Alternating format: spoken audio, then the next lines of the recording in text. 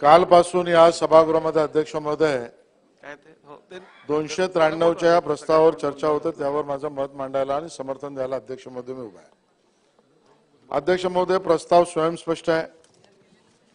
प्रस्तावामध्ये गेल्या 3 महिन्यामध्ये मराठा समाजाला आरक्षण देण्याच्या मुद्द्यावर जी आंदोलनं, मोर्चे, अन्न सत्याग्रह इत्यादी माध्यमातून या विषयावर राज्यातलं संपूर्ण वातावरणच झोडून निघालं आहे आणि खऱ्या अर्थाने महाराष्ट्रातील केवळ मराठाच नाही तर महाराष्ट्रातील अन्य समाजाचे लोक सुद्धा या सगळ्या आंदोलन आणि आंदोलनावर होणाऱ्या चर्चा आणि त्या पार्श्वभूमीवर होणारं आपलं अधिवेशन आणि त्यामध्ये असलेला 293चा प्रस्ताव यावर सरकारची भूमिका काय येईल, या सदनामध्ये सन्माननीय सदस्य दोन्ही बाजूची आपापली भूमिका काय मांडतील आणि त्या भूमिकेवर एका अर्थाने लक्ष ठेवून सकारात्मक या चर्चेची अपेक्षा धरून बहुतांश समाजातली लोक, मग ती मराठा समाज असो किंवा ओबीसी आमचा समाज असो किंवा अन्य धनगर समाज असो किंवा अन्य समाज असो, ही अपेक्षा ठेवून आहे.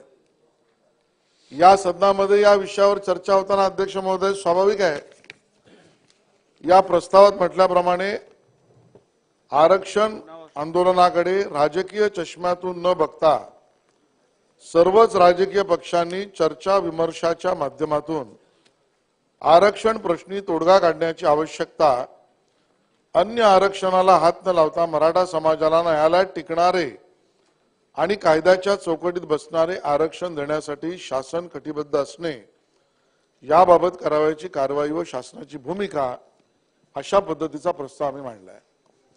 अध्यक्ष महोदय, काल एका दुर्घटना घरात कोणाची झाल्यामुळे मी या सदनामध्ये नव्हतो, पण काल जे सदस्य या सभागृहात बोलले त्यांची भाषणाची मी माहिती घेतली. मी सुरुवातीलाच या आमच्या अपेक्षेप्रमाणे ते झालंय की नाही याच्यावर भाष्य करत नाही, कारण मीच तो मांडलेला प्रस्ताव, त्या प्रस्तावातल्या माझीच विनंतीला मीच छेद द्यावा हे काही बरोबर नाही, म्हणून मी त्याच्यावर आता भाष्य करत नाही. अध्यक्ष महोदय, या आंदोलनाच्या माध्यमातून मोठ्या प्रमाणामध्ये मराठा समाज एकवटतोय आणि वर्षानुवर्षाची जी मागणी आहे ती पुन्हा पुन्हा करतोय. अध्यक्ष महोदय, आज या सभागृहामध्ये माझं मत मांडताना मी थोडा अस्वस्थही आहे आणि माझ्या आयुष्यातील एक वेदनादायी क्षण असावा अशी माझी त्याबद्दलची भूमिका आहे.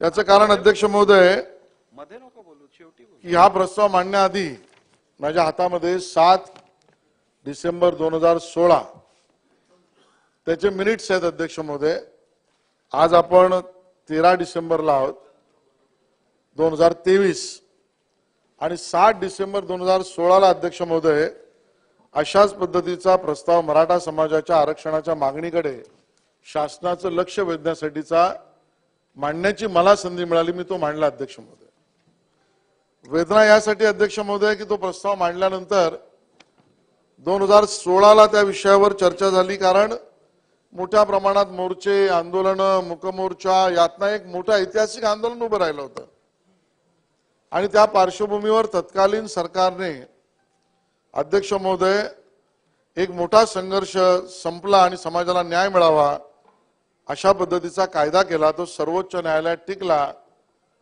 तो माननीय देवेंद्र फडणवीस साहेबांच्या मुख्यमंत्री पदाच्या काळामध्ये तो कायदा झाला. अध्यक्ष महोदय, प्रत्यक्षात त्याचा परिणाम काय झाला? समाजात तरुणांना नोकऱ्या मिळाल्या, विद्यार्थ्यांना प्रवेश मिळाले, याला एक गती मिळाली.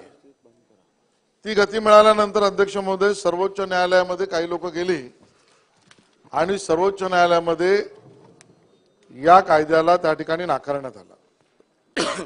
माझ्या समाजासाठी आरक्षण मिळाले आणि त्याच्याला गती मिळाल्यानंतर आता हे सगळा प्रश्न संपला, न्याय मिळेल अशा पद्धतीची भूमिका त्यावेळेस 2016ला आम्ही मांडली. आज पुन्हा एकदा तीच मागणी मांडण्याची वेळ या सदनातल्या सगळ्याच सदस्यांवर आली आणि म्हणूनच्या अध्यक्ष महोदय वेदना आहेत. अध्यक्ष महोदय, मी सुरुवातीला या ठिकाणी मान्य देवेंद्रजींचे अभिनंदनही करीन. तत्कालीन मुख्यमंत्री देवेंद्र फडणवीस साहेबांनी त्यावेळेला मी मागणी केली होती यावर चर्चा करताना, ती म्हणजे या अगोदरच्या सरकारमधल्या सुद्धा काही मुख्यमंत्र्यांनी प्रयत्न केले, त्यांच्या प्रयत्नांनाही आपण त्या ठिकाणी अप्रिशिएट केलं पाहिजे वडेट्टीवार साहेब. मग तो राणे समितीचा असेल, तो पृथ्वीराज चव्हाण साहेबांचा प्रयत्न असेल, त्या ठिकाणी असलेल्या विविध समित्या असतील त्यांचा प्रयत्न सुद्धा, त्यांचा हेतू आणि उद्देश मराठा समाजाला न्याय मिळावा, न्याय द्यावा अशा पद्धतीचाच होता, असा समज माझा असल्यामुळे मी त्यांच्या बाबतीत सुद्धा नकारात्मक भूमिका घेत नाही अध्यक्ष महोदय. पण अध्यक्ष महोदय, आज ऐरणीवर आलेला प्रश्न आणि मराठा समाजाची असलेली भूमिका आणि त्यातली अगतिकता का, या भूमिकेला या सदनाने समजून घेतलं पाहिजे आणि या सगळ्याच्या बाबतीत प्रत्यक्षपणे कायद्याच्या चौकटीत टिकणारं आरक्षण हे मिळवण्याच्या भूमिकेमध्ये मला असं वाटतं की त्यावेळेला मागासवर्गीय आयोग स्थापन करून पहिल्यांदा मराठा समाजाला न्याय मिळण्यासाठीच्या आरक्षणासाठी सर्वेक्षण करण्याची भूमिका, सर्वेक्षण ॲट लार्ज स्केल, सर्वेक्षण ॲट इक्विव्हलंट स्केल, सर्वेक्षण ॲट व्हेरी नेसेसरी स्केल, हा त्यावेळेला देवेंद्र फडणवीस साहेबांनी केला आणि मग गायकवाड आयोग त्या ठिकाणी नेमलं गेलं आणि त्यातनं तो कायद्याचं रूपांतर झालं, जे मुंबई उच्च न्यायालयामध्ये टिकलं. इनिशियली सर्वोच्च न्यायालयामध्ये स्टे मिळाला नाही आणि सरकार बदललं आणि त्यानंतरच्या तारखेला किंवा तारखांना, एक नसेल अन्य असू शकतील, हे आरक्षण जे होतं ते आपल्या हातून निघालं, नाकारलं झालं. आणि म्हणून अध्यक्ष महोदय, या सगळ्यामध्ये अध्यक्ष महोदय, आर्थिक सामाजिक दृष्टीने मागास समाज आहे की नाही याच्या आकडेवारीचा मूळ प्रश्न आहे अध्यक्ष महोदय. आणि म्हणून अध्यक्ष महोदय, मागणी इथून करा, तिथून करा, त्या बाजूने करा, या बाजूने करा, मला असं वाटतं या सदनाच्या सगळ्यांचीच भूमिका आहे की आरक्षण जे काय आपल्याला मिळेल ते आपल्याला 100% टिकणारं असलं पाहिजे. ते उद्याच्या न्यायालयाच्या कसोटीमध्ये टिकलं गेलं पाहिजे. उद्याच्या न्यायालयाच्या कसोटीमध्ये जर त्याला आव्हान दिलं गेलं तर दिल्या गेलेल्या आव्हानाला सुद्धा पार करण्याची क्षमता, ताकद आणि त्यामध्ये असलेला अभ्यास, पूर्व अभ्यास हा पूर्ण असला पाहिजे पृथ्वीराज चव्हाण साहेब, असं त्या ठिकाणी आपल्या सगळ्यांचं मत आहे. आज या ठिकाणी मला वेगळ्याने सांगण्याची गरज नाही आहे, पण समाज ही अपेक्षा करतोय, माझा समाज, मराठा समाज, आपला समाज ही अपेक्षा करतोय की आम्हाला हे आरक्षण हवंय, म्हणजे त्याला मिळालंय, ह्याला मिळालंय, त्याला मिळालंय म्हणून आम्हाला मिळावं असं नाही. प्रत्यक्ष परिस्थितीने नडलेला अडलेला आमची लोक आहेत अध्यक्ष महोदय. आणि म्हणून अध्यक्ष महोदय, सर्वसाधारणतः 30% महाराष्ट्रातील लोकसंख्या जर मराठा समाजाची असेल तर अध्यक्ष महोदय, शासकीय आणि निमशासकीय सेवेतील अ ते क संवर्गात मंजूर पदांच्या तुलनेमध्ये अ वर्गामध्ये मराठा समाजाची केवळ 11%च ही शासकीय निमशासकीय सेवेत आमची मुलं आहेत, मुलं मुली दोन्ही. म्हणजे अध्यक्ष महोदय, ब वर्गामध्ये केवळ 10.86, क वर्गामध्ये 16.09, ड वर्गामध्ये 12.06. अध्यक्ष महोदय, समाज 30%, अन्य कोणाचे आरक्षणाला धक्का लागू नये. भुजबळ साहेब, आमची हीच भूमिका आहे आणि त्यामुळे कोणाच्याही आरक्षणाला विरोध करण्याचं कारण नाही. पण जर आमच्या मुलांना, आमच्या त्या ठिकाणी अडचणीत असलेल्या पुढच्या पिढीला, आमच्या असलेल्या दुरावस्थेला, आमच्या असलेल्या मागासपणाला, आमच्या असलेल्या आर्थिक आणि शैक्षणिक असुविधांची आकडेवारी ही जर या सदनातल्या सभागृहात जर नाही मांडायची तर अध्यक्ष महोदय कुठे मांडायची? काही लोकांच्या मनात हा प्रश्न येईल की हे तर हा पुस्तक आमच्याकडेही आहे, ही आकडेवारी इथे मांडून उपयोग होईल की नाही होईल. माझं व्यक्तिशः मत आहे पृथ्वीराज चव्हाण साहेब, आपण या ठिकाणी सर्व विषय मांडणे का पाहिजेत? एक तर त्यासाठीच लोकांनी आपल्याला इथे पाठवलं, नंबर 1. नंबर 2, इथे होणाऱ्या चर्चेच्या माध्यमातून एक वायुमंडळ जे महाराष्ट्रात निर्माण होईल, त्यातनं ज्यांच्या मनामध्ये गैरसमज आहे की मराठा समाज मागासलेला आहे की नाही, त्यांचा गैरसमज दूर होईल.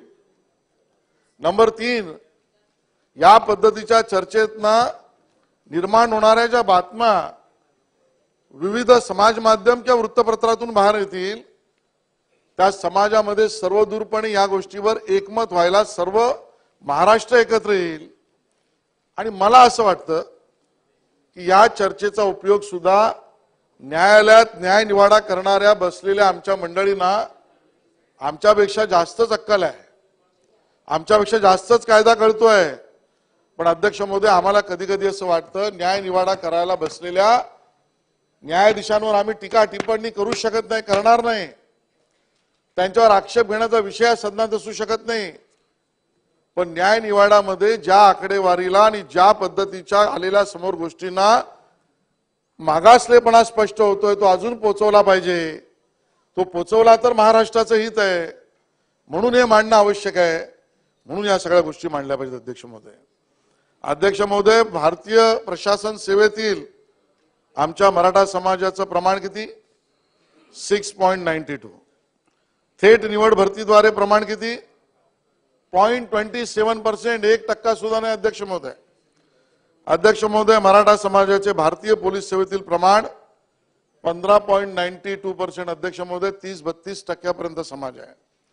भारतीय वन सेवेमध्ये आम्ही 7.87%, 8% पण नाही. अध्यक्ष महोदय, अध्यक्ष महोदय, या पद्धतीची परिस्थिती समोर असताना अध्यक्ष महोदय, मराठा समाजाच्या लोकसंख्येच्या तुलनेत केवळ 4.30 पदे मराठा समाजातील उच्च शिक्षितांनी धारण केली आहे. म्हणजे 5% सुद्धा नाही. अध्यक्ष महोदय, ज्यांना मिळाले त्यांना लखलाभ लागो.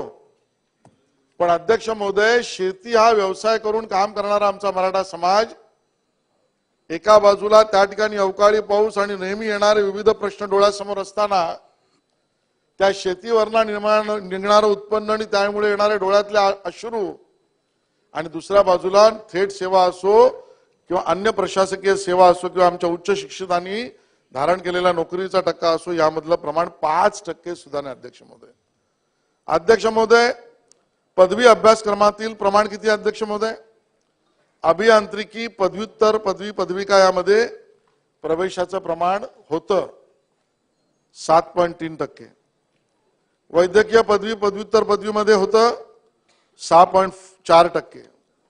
इतर म्हणजे सर्वसाधारण मानवविद्याशास्त्र, वाणिज्य, व्यावसायिक मध्ये 4% पण नाही, 3.89%. अध्यक्ष महोदय, आणि म्हणून अध्यक्ष महोदय, एका बाजूला पारंपरिक व्यवसायामध्ये शेतीमध्ये असणाऱ्या अडचणी आणि त्यातनं होणार दुःख, आणि दुसऱ्या बाजूला नोकरीमध्ये, निमशासकीय सेवेमध्ये, पदवीधरांमध्ये, क मध्ये या ठिकाणी असलेलं प्रमाण हे त्या ठिकाणी अतिशय वेदना देणार आहे. अध्यक्ष महोदय, अध्यक्ष महोदय, 70% मराठा कुटुंब कच्च्या घरामध्ये राहतात अशा पद्धतीची माहिती. अध्यक्ष महोदय, अध्यक्ष महोदय, मोठ्या प्रमाणामध्ये आज कुठलाही विषय समोर घेतला की आपल्या सगळ्यांसमोर जे आपलं कामच आहे, मानवतावादी दृष्टिकोनातून विचार करा, मानवतावादी दृष्टिकोनातून विचार करा.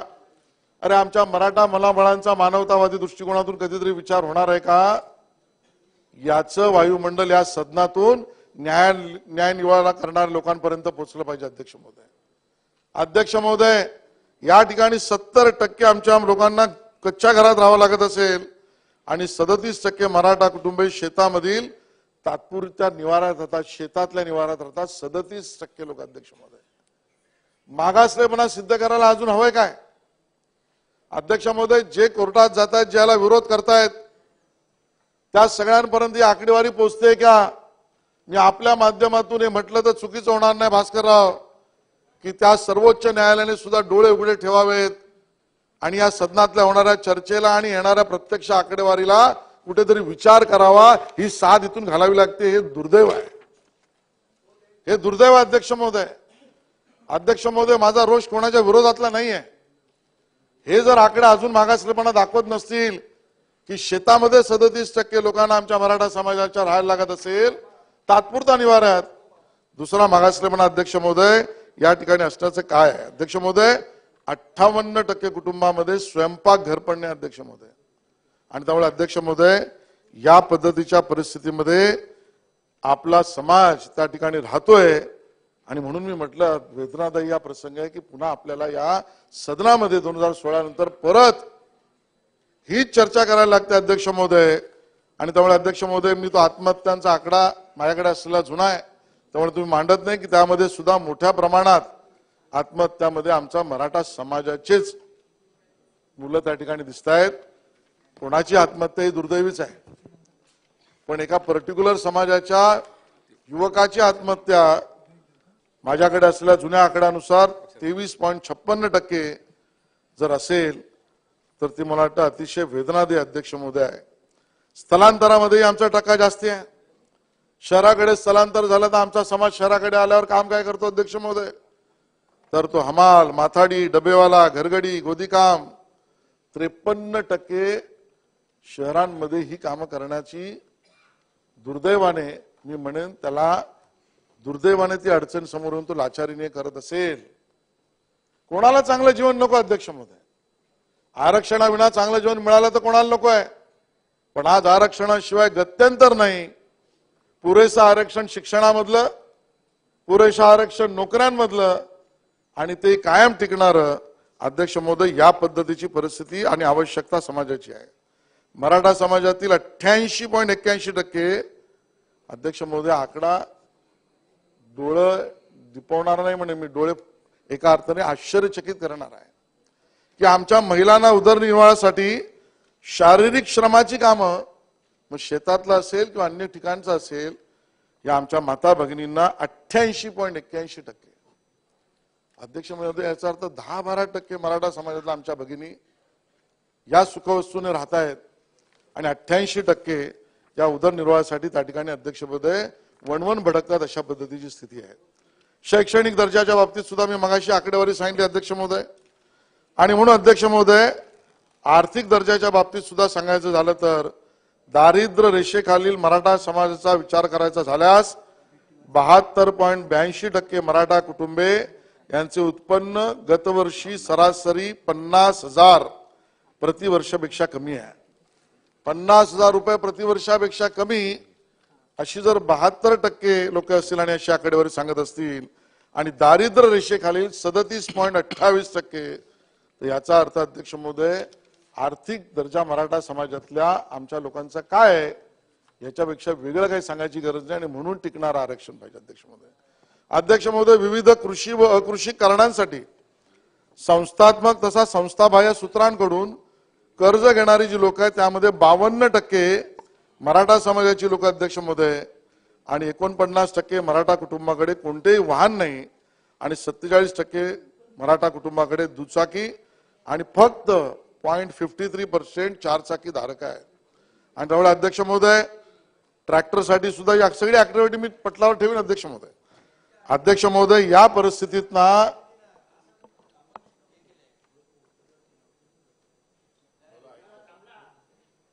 बोला मी तर न्यायालयाला विनंती करतो की त्यांनी ऐकलं पाहिजे. बोला आपण बोला. आणि त्यामुळे अध्यक्ष महोदय, मी वकील आहेच, बसून बसून बोलू नका. आणि त्यामुळे अध्यक्ष महोदय पृथ्वीराज चव्हाण साहेबांनी भले याच्यावर त्यांची प्रतिक्रिया दिली असली तरी त्यांची माझा दोघांची मागणी आणि समज एकच आहे, फक्त मार्ग वेगळे आहेत अध्यक्ष महोदय. पृथ्वीराज चव्हाण साहेबांनी आरक्षण दिलं ते सर्वेक्षणाविना दिलं, आणि पृथ्वीराज चव्हाण साहेबांचं आरक्षण ते कोर्टात टिकलं नाही. आणि माझ्या माहितीप्रमाणे काल बोलताना ते म्हणाले की सरकार बदललं आणि आरक्षण गेलं कारण बाजू मांडली नाही.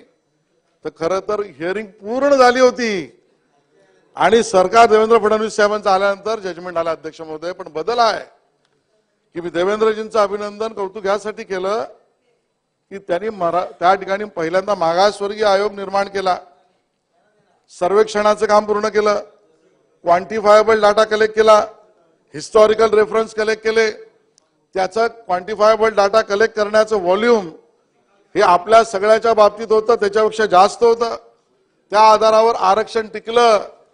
कदाचित काही लोकांना माहीत नसेल, आपल्या मागे बसून कॉमेंट करतायत, त्यांना मी सांगू इच्छितो ते आरक्षण टिकलं, ते इम्प्लिमेंट झालं, त्यात विद्यार्थ्यांना प्रवेश मिळाले, त्यांना नोकऱ्या मिळाल्या आणि सर्वोच्च न्यायालयापर्यंत टिकलं. सरकार तुम्ही पालकमंत्री होतात ते झालं, त्या काळामध्ये ते व्यापकच झालं. तरी पण मी आज दोषारोपण त्यावर करणार नाही, कारण पुन्हा दोषारोपण करण्यात आपण तासनतास घालो. समाजाला त्याच्याशी काही संबंध नाही.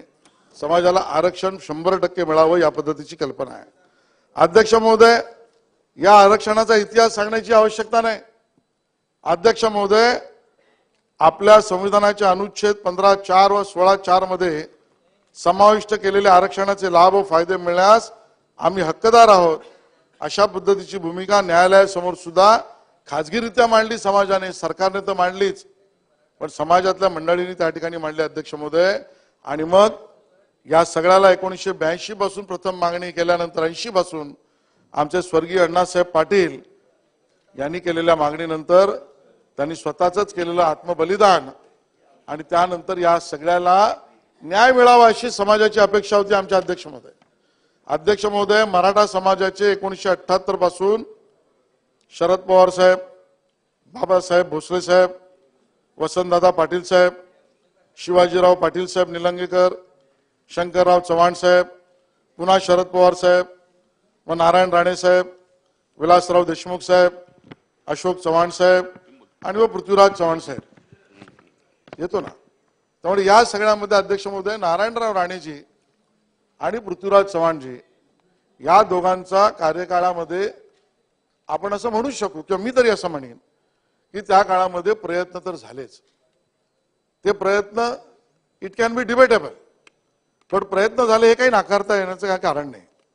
पण अध्यक्ष महोदय, समाजाच्या मनात हाही प्रश्न आहे की मग या 1978 पासून हा मागासलेपणा त्या ठिकाणी सर्वदूर आयोगासमोर, न्यायालयासमोर आवश्यक असेल तर आणण्यामध्ये आम्ही कमी का पडलो? स्वर्गीय अण्णासाहेब पाटलांचं आत्मबलिदान दिल्यानंतर सुद्धा त्या सगळ्या विषयामध्ये आपण 2 पावलं गांभीर्याने पुढे गेलो का नाही गेलो? प्रश्न अनुत्तरित आहेत अध्यक्ष महोदय. आणि म्हणून अध्यक्ष महोदय, त्यानंतर आलेलं 1995 मधलं खत्री आयोग असेल, न्यायमूर्ती बापटांचा आयोग 2008 ला असेल. पृथ्वीराज चव्हाण साहेब, आपल्याला माहिती आहे की न्यायमूर्ती बापटांच्या काळामध्ये 2008 ला मराठा समाजाच्या समर्थनार्थ 4-3 असताना डॉक्टर अनुराधा भोईटे यांनी अंतिम मिटिंगला गैरहजर होत्या म्हणून जस्टिस बापट यांनी त्यांचे मत खारिज केले. मग 3 झालं आणि जस्टिस बापट साहेबांना संधी मिळाली आणि त्यांनी या विरोधामध्ये मतदान केलं. विरोधातच केलं म्हणतो मी. आयोग होता ना, पण त्याच्या बाबतीमध्ये रेकमेंडेशन काय होतं? देवेंद्र फडणवीसांच्या काळात घेतलेल्या आयोगाचं रेकमेंडेशन होतं यांना 16% द्या. बापट समाजाच्या आयोगात जे तुम्ही स्थापन केलं त्याचं रेकमेंडेशन केलं तुम्ही, म्हणजे तुमच्या काळात, तुमच्या पक्षाच्या नेतृत्वाच्या काळात त्याचं रेकमेंडेशन काय होतं? आरक्षण द्या होतं का? छाती ठोकपणे बोला, सांगा त्याचं उत्तर अध्यक्ष महोदय. समाजाला त्या ठिकाणी अध्यक्ष, बापट असू दे का कापट असू दे, माझ्या मराठा समाजाला आरक्षण पाहिजे. फडणवीसांनी दिलं तर त्याच्यावर टीका करता तुम्ही भास्करराव? तुम्ही म्हणजे तुम्ही नाही. त्यामुळे अध्यक्ष महोदय, काय अरे बसून बोला. अध्यक्ष महोदय, चांगलं केलं, मला मदत केली.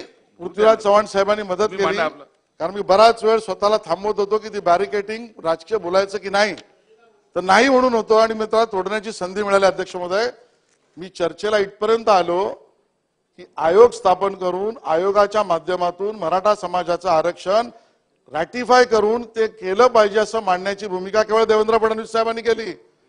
पृथ्वीराज चव्हाण साहेब म्हणाले कोर्टाने काय केलं?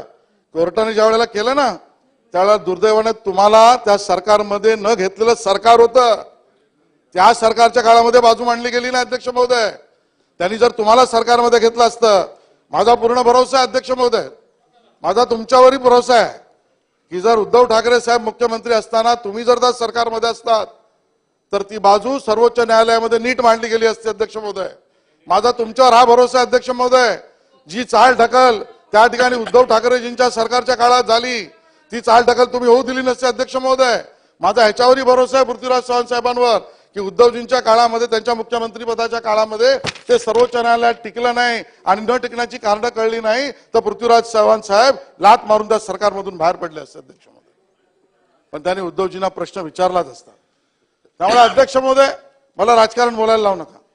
आणि त्यामुळे अध्यक्ष महोदय, या पद्धतीने बापट आयोगाने जे मतदान केलं त्या मतदानाच्या आधारावर आमच्या हातून त्यावेळेला आलेली एक संधी गेली अध्यक्ष महोदय. अध्यक्ष महोदय, ज्याचा उल्लेख तुम्ही केला ते खरं आहे. मुंबई उच्च न्यायालयामध्ये 2016च्या आधारावर जे 2018 मध्ये मी चुकत नसेल तर त्या ठिकाणी जो कायदा झाला त्या आधारावर 15% लोकसंख्येच्या मराठा समाजाला 13% आरक्षण दिले. तो कायदा ज्या वेळेला वर हायकोर्टात गेला, आपण त्या ठिकाणी जिंकलो. हायकोर्टामध्ये सुद्धा अध्यक्ष महोदय आपल्याला त्या पॉवर्स इनहरंट आहेत का? कोणाला आरक्षण 50% वर द्यायच्या, इंदिरा सानीच्या वर जाण्याची योग्य भूमिका आपली आहे का? आणि 102व्या घटना दुरुस्तीच्या बाबतीत सुद्धा चर्चा झाली अध्यक्ष महोदय. काल या सदनामध्ये मला वाटतं माननीय बाबांनीच याची चर्चा केली.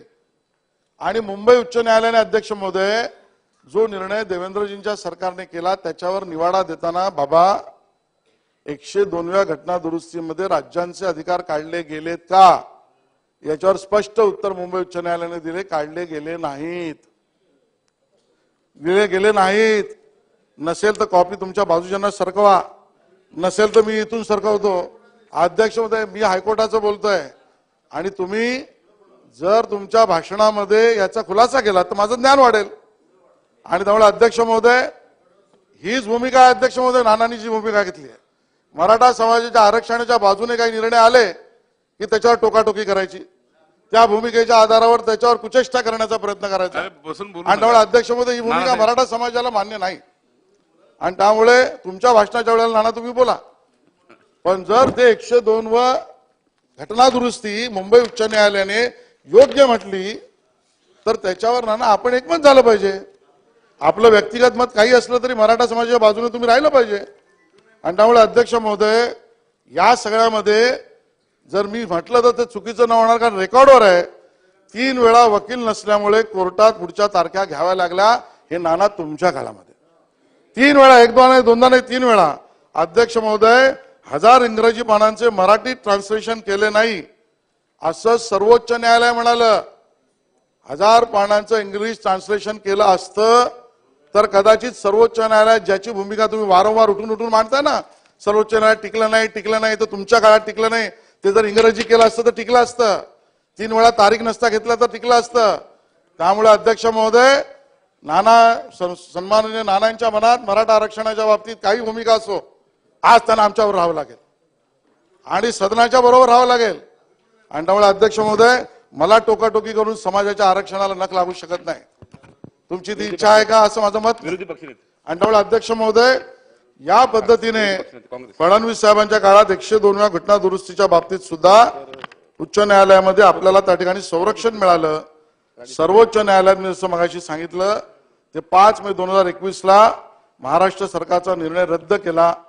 आणि त्याच्यामध्ये गायकवाड समितीचा मागासलेपणावर टिप्पणी करताना आणि एक्स्ट्रा ऑर्डिनरी सिच्युएशन या विषयावर मत व्यक्त करताना अध्यक्ष महोदय न्यायालयाने मराठा आरक्षण रद्द करण्याची प्रक्रिया त्या ठिकाणी केली. अध्यक्ष महोदय इंदिरा सानी केसच्या पुनर्विचाराची मागणी चुकीची ठरवली आणि 50%हून अधिक असू नये अशा पद्धतीची भूमिका ठरवली अध्यक्ष महोदय.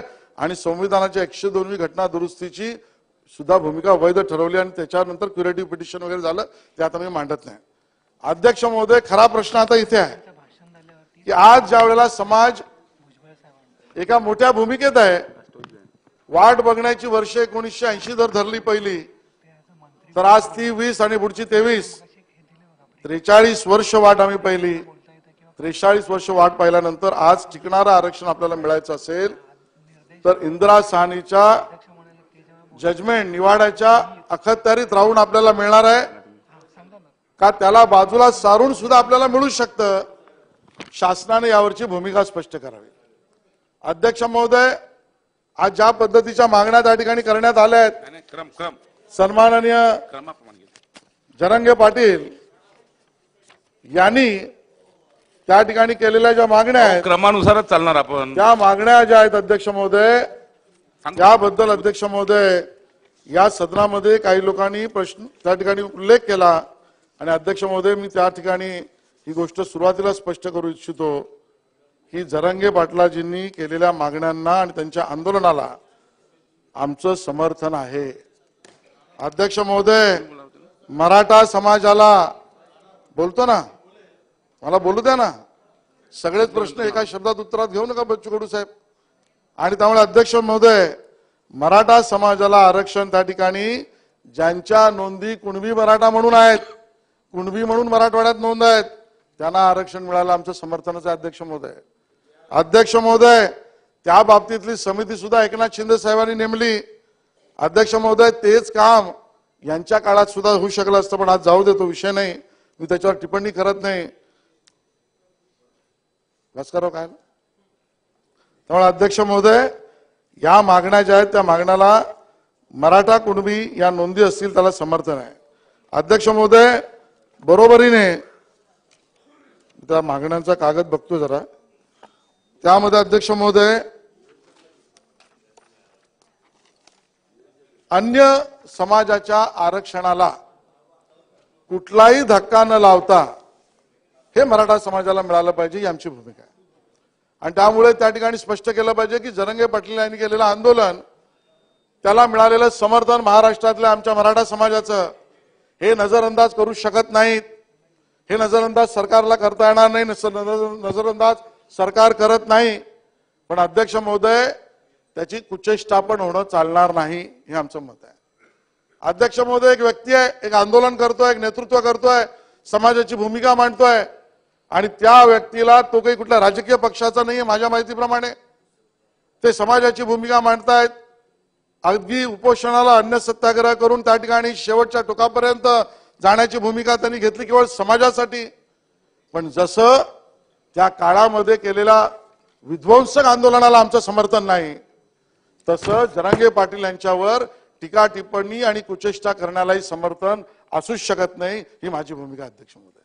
आणि त्यामुळे अध्यक्ष महोदय, आपण लोकशाहीमध्ये आपापली मतं मांडली पाहिजेत.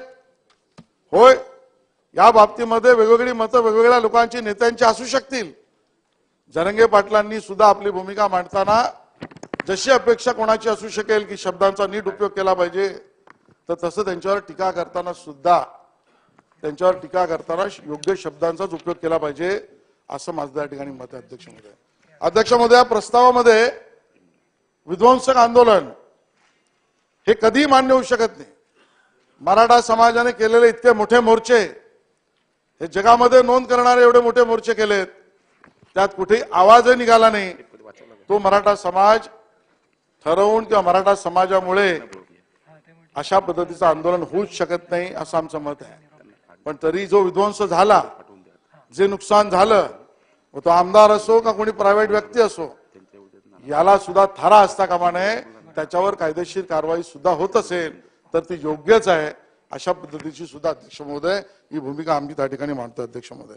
अध्यक्ष महोदय, इंदिरा सहानीची केस आणि त्या ठिकाणी असलेल्या सर्वोच्च न्यायालयाने दिलेला निवाडा, या दोन भूमिकांच्या आधारावर पुढचं आरक्षण टिकेल की नाही टिकेल, त्या आधारावर सरकारची भूमिका काय असेल हे आता समाज पाहू इच्छितो अध्यक्ष महोदय.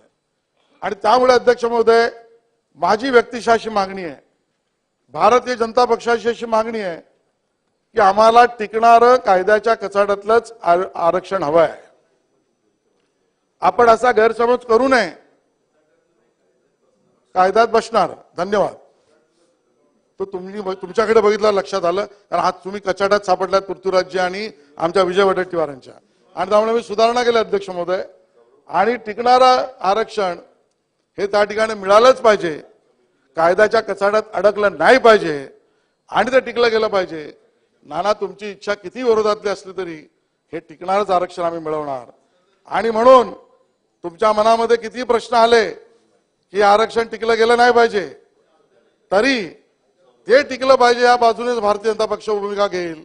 आणि म्हणून त्या पद्धतीच्या आरक्षणाला तुमचं समर्थन हवं ही आमची विनंती आहे.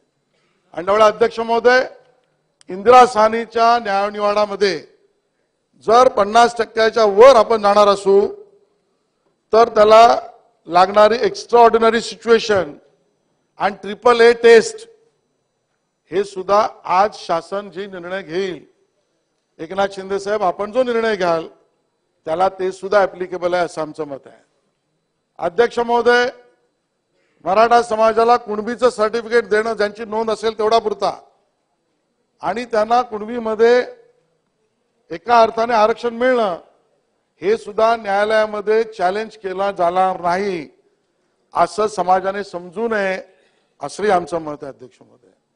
आणि त्यामुळे अध्यक्ष महोदय, ओबीसीच्या आरक्षणाला धक्का लागता कामा नये, आणि मग आरक्षण मिळालं पाहिजे. तर यामध्ये अध्यक्ष महोदय मला असं वाटतं की जो एक निर्णय माननीय मोदीजींच्या सरकारने घेतला आणि ज्यामध्ये 10% EWS आर्थिक मागासलेपणावर जे आरक्षण मिळालं त्या आधाराचा सुद्धा विचार आपल्याला सगळ्यांना आकडेवारी सहित करणं आवश्यक आहे अध्यक्ष महोदय. आणि म्हणून अध्यक्ष महोदय त्या 10% आरक्षणापैकी जी माझी माहिती अध्यक्ष महोदय मला माननीय मंत्री महोदय करेक्ट करतील की त्यामध्ये 8-8.5% शिक्षणातलं आणि नोकऱ्यातलं सुद्धा त्या आरक्षणाचा उपभोग आमच्या मराठा समाजाला आज मिळतोय. अध्यक्ष महोदय राज्य सरकारला जी कायदेशीर माहिती मी घेतली त्या आधारावर मी सांगू शकतो की एखादा नोटिफाईड क्लास जात नव्हे ज्याला आपण पूर्वीच्या कायद्यामध्ये SCBC केला तसे SCBC पुन्हा करण्याची आवश्यकता आली तर कराच. SCBCच्या आधारावर आरक्षण द्याच. पण आर्थिक मागासलेपणावर जर क्लास राज्याने निर्माण केला तर राज्य सरकार सुद्धा अधिकचं 10% आरक्षण देऊ शकतं असा माझा समज ही माझी मागणी आहे. अध्यक्ष महोदय मग केंद्र सरकारच्या आरक्षणातलं 8-8.5% राज्य सरकार जे निर्माण करील किंवा केलं पाहिजे जी मागणी आहे त्या आर्थिक मागासलेपणे किंवा आर्थिक क्लासच्या आधारावर दुर्बलतेच्या आधारावर निर्माण केलेल्या 10%तलं मिळणारं आरक्षण या आरक्षणावर मराठा समाजातल्या माझ्या मुलांना टिकणारं आरक्षण मिळेल का माझा प्रश्न आहे. उत्तर सरकारने द्यावं कारण ते टिकणारं आरक्षण असेल. आज या ठिकाणी रोहिणी आयोगाची चर्चा सुद्धा देशात चालू आहे. नाना तुम्हाला माहिती आपण पार्लमेंटमध्ये जाऊन आलेला आहात की रोहिणी आयोगाचे रिपोर्ट जर ऍक्सेप्ट केला तर अ ब क ड त्या ओबीसी समाजातलं सुद्धा करावं लागेल अशी चर्चा आहे. आणि मग जर ते केलं गेलं असं आपण परिस्थिती उद्या झाली विजय भाऊ तर त्या परिस्थितीमध्ये आज जे आपण मराठा समाजातल्या नोंदी कुणबीत असल्यामुळे त्यांना जर कुणबीत घातलं तर त्या अ ब क ड मध्ये 4-5% दोन्ही नव्याने आलेले आणि जुने यातला प्रत्यक्ष फायदा कितीला मिळेल. आणि जर तसं झालं उद्याच्या परिस्थितीमध्ये तर कायदा असं सांगतो ज्याला जातीच्या आधारावर मिळालं तो 10% असलेल्या आर्थिक दुर्बलतेच्या आधारावरच्या EWSच्या आरक्षणाला पात्र होत नाही.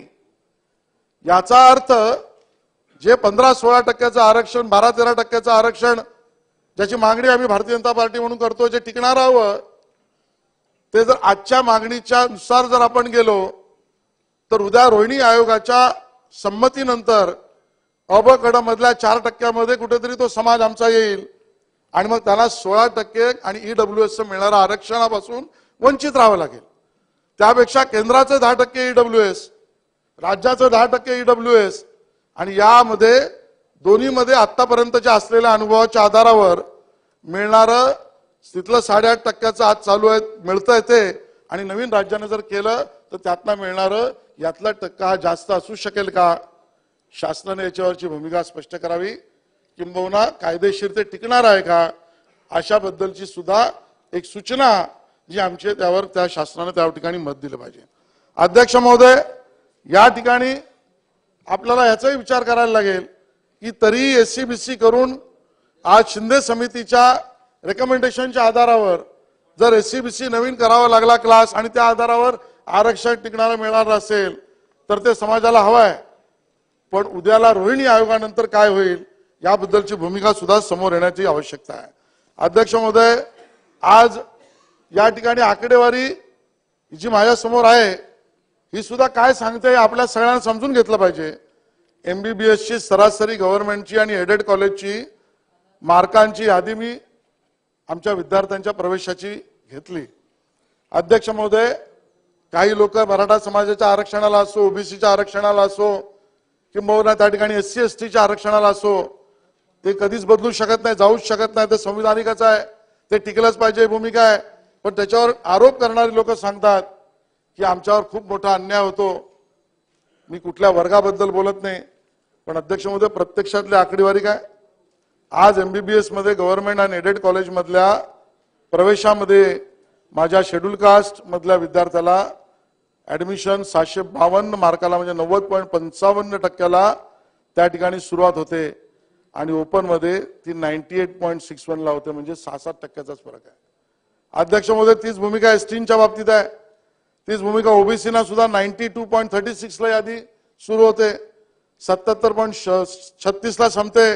ओपनला पण ती 98.61 ला सुरू होते, 77.64 ला संपते. अध्यक्ष महोदय, ईडब्ल्यूएस मध्ये सुद्धा 92.36 ला सुरू होते आणि 77.64 ला संपते. अध्यक्ष महोदय, कधीतरी सरकारने ही आकडेवारी सुद्धा आम्हाला स्पष्ट करून सांगावी की नेमकं किती मार्कांचा फरक पडतोय विद्यार्थ्यांच्या आरक्षणाच्या बाबतीमध्ये. मध्ये इंजिनिअरिंग असो, ते मेडिकल असो, ते युपीएससी असो, ते एमपीएससी असो, आणि मग त्यातलाही गैरसमज किंवा समज हा सर्वदूर समाजासमोर, महाराष्ट्रासमोर आला पाहिजे. अध्यक्ष महोदय, आणि त्यामुळे अध्यक्ष महोदय, कुठल्याही पद्धतीचं राजकीय भाषण न करता अध्यक्ष महोदय, शेवटचे 4 मुद्दे मी मांडतोय. टिकणारे आरक्षण द्यायचे तर ते ओबीसी समाजाला आरक्षणाला नख न लावता, त्रास न देता दिलं गेलं पाहिजे.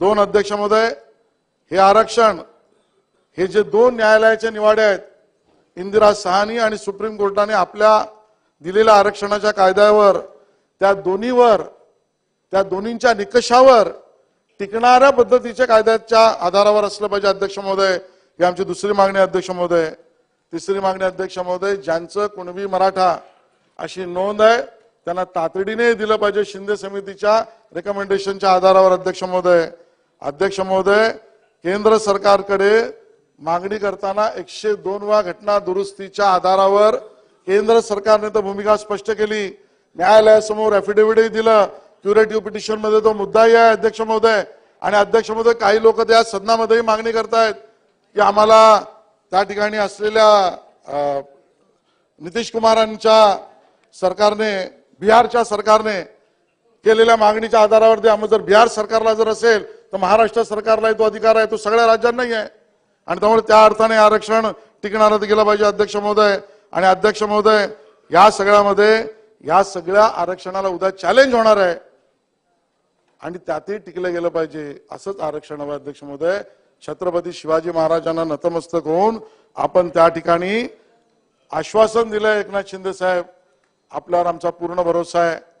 देवेंद्रजी तुमच्या मदतीला आहेत, अजितदादा तुमच्या मदतीला आहेत, हे सगळे सभागृह मदतीला आहे, समाज मदतीला आहे, आणि त्या आधारावर या पद्धतीचं आरक्षण, ज्यामध्ये 10% केंद्र सरकारचं ईडब्ल्यूएस, 10% राज्य सरकारने करावं, या दोघांमध्ये मराठ्यांना प्राधान्य मिळावं आणि यामध्ये कायदेशीर टिकणारं आरक्षण द्यावं, अशा पद्धतीची त्या ठिकाणी मागणी करतो आणि इथे थांबतो. धन्यवाद. जय हिंद, जय महाराष्ट्र.